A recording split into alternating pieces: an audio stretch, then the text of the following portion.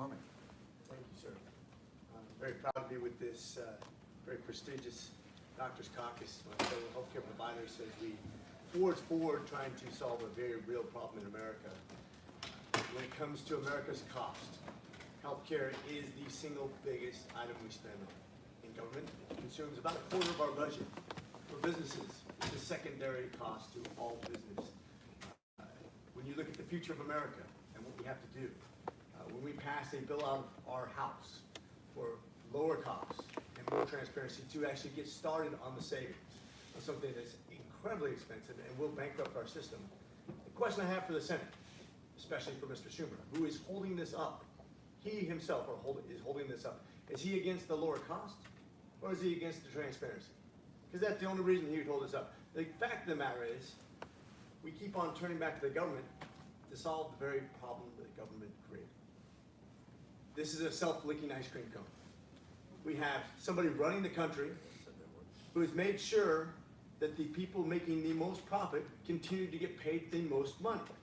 And they don't see patients.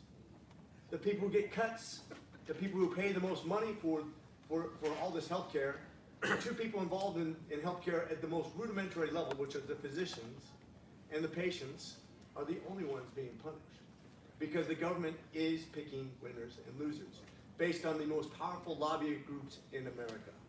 And that's the honest truth of it. If you want to continue to cut pay for doctors, you'll consolidate the healthcare so that only hospitals can run the healthcare system. And only PBMs make the record profits every single year. We have a problem.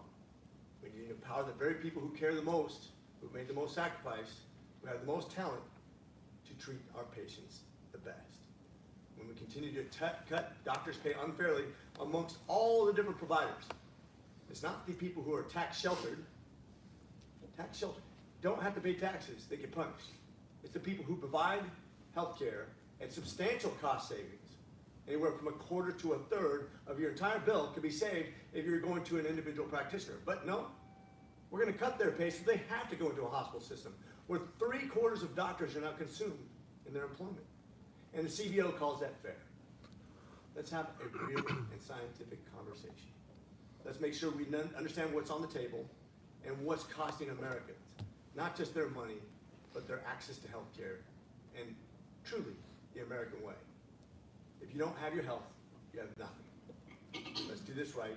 Let's get back to the basics, and let's not let the government pick winners and losers. Thank you. Thank you, Dr.